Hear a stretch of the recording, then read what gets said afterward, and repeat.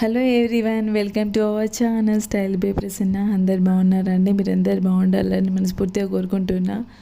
ఈరోజు వీడియో వచ్చేసి థ్రెడ్ బ్యాంగిల్కి దారం ఎలా చుట్టాలి, ఎలా వ్రాప్ చేయాలి అనేది చూపిస్తాను. ముందుగా అండ్ వ్రాప్ చేసుకోవడానికి ప్లాస్టిక్ బ్యాంగిల్కి మనము దారం అనేది ఫ్యాబ్రిక్ గ్లూ గమ్తో స్టిక్ చేసి ఒక 10 minutes 20 minutes పక్కన ఆరబెట్టుకోవాలండి. అలా చేయడం వల్ల దారం అనేది బ్యాంగిల్కి గట్టిగా అతుక్కొని ఉంటుంది అన్నమాట. త్వరగా ఊసిపోయే ఛాన్సెస్ ఉండవు.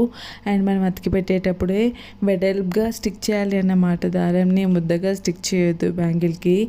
అండ్ మనం చుట్టేటప్పుడు కొందరు ఇలా పైనుంచి చుడతారన్నమాట. అండ్ ఇంకొందరు ఏం చేస్తారంటే ఇలా కింద నుంచి చుడతారు అనమాట. అండ్ నేను వచ్చేసి పైనుంచే చుడతాను.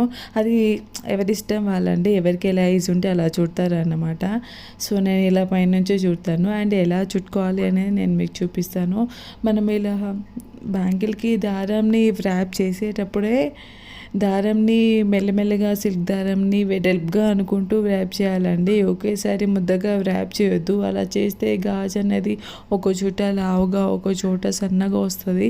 మన బ్యాంగిల్ అనేది సన్నగా నీట్గా ఉండాలన్నమాట థ్రెడ్ వ్రాపింగ్ అనేది. సో దారంని మనము వ్రాప్ చేసేటప్పుడే మెల్లిగా ఒక్కో స్టెప్ సన్నగా అనుకుంటూ దాన్ని వెడల్పుగా అనుకుంటూ వ్రాప్ చేయాలి. ఏమైనా దారంకి ఏమైనా చిక్కులు ఉంటే కూడా దాన్ని మెల్లిగా ఇలా మనము దువ్వినట్టుగా కోంబు చేసినట్టుగా చేసి మెల్లిమెల్లిగా చుడుతూ ఉండాలన్నమాట.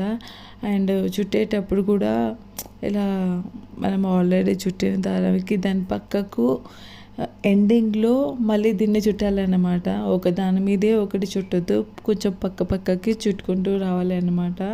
అండ్ చుట్టేటప్పుడు మనం చుడుతున్న ప్రతిసారి దారంని వెడల్పుగా అనుకుంటూ కొంచెం దూరంగా వెడల్పుగా అనుకుంటూ చుట్టాలి. అండ్ మధ్యలో ఏమైనా దారము స్మూత్నెస్ పోతుందా అండ్ చిక్కులు పడుతుందా చూసుకుంటూ స్మూత్గా అనుకుంటూ మెల్లిమెల్లిగా వ్రాప్ చేస్తూ ఉండాలన్నమాట.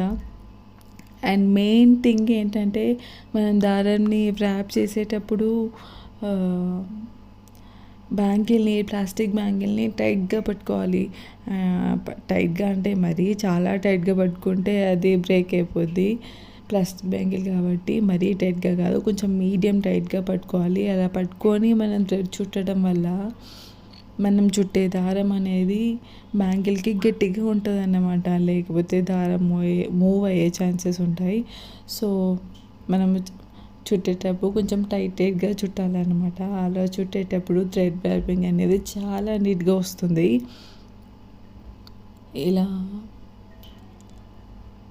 అలా చుడుతూ ఉండాలన్నమాట. సో నేను మీకు చెప్పలేదు కదా, ఈ బ్యాంగిల్ వచ్చేసి 210 సైజ్ అండి. సో ఈ 4 కట్ 210 సైజులో 4 కట్ బ్యాంగిల్ అనమాట. ఈ 4 కట్కి నేను ఒక స్టడీ ప్యాడ్ ఉంటుందిగా, ఆ స్టడీ ప్యాడ్ సైజులో థ్రెడ్ అనేది తీసుకున్నాను అనమాట. కొలతలు ఎన్ని వరుసలు అంటే 40 వరుసలు తీసుకున్నానండి.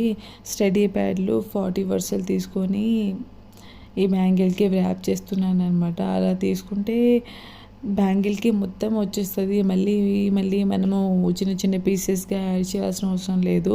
ఒకే దారం బ్యాంగిల్ మొత్తం వచ్చేస్తుంది అనమాట. లాస్ట్కి కొంచెం మిగులుతుంది కూడా, అంటే ఎక్కువగా కాదు, కొంచెం మిగులుతుంది అనమాట. సో ఇలా మనం తీసుకునేటప్పుడు మనం తీసుకునే బ్యాంగిల్ ఏ సైజ్ అండ్ అది 2 కట్ట 4 కట్ట, సో దాన్ని బేస్ చేసుకొని మనము ఎన్ని వరుసలు తీసుకోవాలి, ఎంత లెంత్లో తీసుకోవాలి అనేది ఉంటుంది అన్నమాట. సో మనము ఈజీగా ఎంత అంటే అంతదంటే కొత్తగా తెలియని వాళ్ళు ఎంతలో తీసుకోవాలి తెలియక ఏదో వాళ్ళకి తోచిన సైజులో తీసుకున్నాం అనుకో, దారం మధ్యలో అయిపోద్ది, అప్పుడు మళ్ళీ యాడ్ చేయాల్సి వస్తుంది. సో ముందే బ్యాంగిల్ని బేస్ చేసుకొని ఎంత వెడల్పు తీసుకోవాలి అని తెలుసుకొని ముందే మనము కొలత ప్రకారంగా దారం తీసుకోవడం చాలా అంటే చాలా బెటర్ అండి. అలా చేస్తే మనకి టైం సేఫ్ అవుద్ది. అండ్ ముఖ్యంగా బ్యాంగిల్ అనేది చాలా నీట్గా ఉంటుంది అన్నమాట. చూసారుగా, నేను లాస్ట్ వచ్చే వరకు కూడా దారాన్ని మధ్యలో వెడల్పుగా అనుకుంటూనే చేస్తున్నాను అనమాట. అలా చేస్తేనే బ్యాంగిల్ అనేది ఒక లెవెల్లో ఈక్వల్గా ఉంటుంది అనమాట. అండ్ సన్నగా థిన్ వ్రాపింగ్ పల్చగా వ్రాప్ చేస్తున్నాం అనమాట. అండ్ చూస్తున్నారుగా ఇలా చేయాలి. ఫస్ట్ టైం చేసేటప్పుడు ఎవరికి రాదండి. చూసే వాళ్ళకి థ్రెడ్ ర్యాపింగ్ ఈజీగా చుట్టేయడమేగా అనుకుంటాం. బట్ మొదటిసారి చేస్తే రావచ్చు. బట్ నీట్‌గా అయితే రాదు. ప్రాక్టీస్ చేస్తుంటే అదే వస్తది. నాకు రావట్లేదు, నీట్‌గా రావట్లేదు అనేసి అయితే అనుకోకండి. చేస్తుంటే అదే వస్తాయన్నమాట. అండ్ నేను బ్యాంగిల్ మొత్తం అయిపోయింది. చివర్లో వచ్చేసరికి అది మెయిన్ పాయింట్ అనమాట. చివర్లో వచ్చేసరికి కేర్‌ఫుల్‌గా క్లోజ్ చేసేయాలనమాట ఉన్న గ్యాప్ కూడా. సో చూస్తూ ఉండండి. ఇగో ఇలా లాస్ట్‌లో వచ్చేసరికి ఇలా కొంచెం పక్కన పెట్టేసుకొని కట్ చేసుకోవాలన్నమాట. రిమైనింగ్ వేస్టేజ్‌ది తీసేసేయాలి. బ్యాంగిల్‌కి ఎంత అవసరమో అంత మాత్రమే చుట్టుకోవాలి. మిగిలింది కదా అని చెప్పేసి ఇంకా అలానే చుడితే మొత్తం సన్నగా ఉండి ఒక చోట లావుగా ఉంటదన్నమాట. సో ఎక్స్ట్రా ఉంటే దాన్ని కట్ చేసి తీసేసేయండి. అండ్ లాస్ట్‌లో నేను ఫ్యాబ్రిక్ గ్లూ యాడ్ చేస్తున్నాను స్టిక్ చేయడానికి. థ్రెడ్ బ్యాంగిల్కి మనం కంపల్సరీ ఫ్యాబ్రిక్ గ్లూ అయితేనే బాగుంటుందండి. B7000 గ్లూ అయితే యూస్ చేయరు, ఫ్యాబ్రిక్ గ్లూయే యూస్ చేస్తారు. అండ్ ఇలా ఫ్యాబ్రిక్ గ్లూ అతికి పెట్టి లాస్ట్కి ఒకటే ఫింగర్తోని మనం ఇలా లోపలికి అనేసామనుకోండి, కొంచెం ఇలా రాసినట్టుగా ఇలా అనేసామనుకోండి, దారం అనేది బ్యాంగిల్కి స్టిక్ అయిపోద్ది అనమాట. అండ్ మెయిన్గా మన హ్యాండ్కి ఉన్న గమ్ అనేది బ్యాంగిల్కి అంటకుండా చూసుకోవాలి. ఒకటే ఫింగర్తోని మనం గమ్ని ఇలా అతికి పట్టేసేయాలి. బ్యాంగిల్కి మళ్ళీ మన చేతికున్న గమ్మని అసలు అంటుకోవద్దండి. అలా అంటుకుంటే మళ్ళీ బ్యాంగిల్ ఉక్కిపోద్ది. సో ముఖ్యంగా అయిపోయాక ఫస్ట్ హ్యాండ్స్ అయితే మంచిగా తుడిచేసుకోవాలి. గమ్ ఉండకుండా హ్యాండ్స్ తుడిచేసుకోవాలి. సో చూసారు కదండి ఎంత సన్నగా వచ్చిందో. ఎక్కడైనా లావుగా సన్నగా అనిపిస్తుందా మీకు?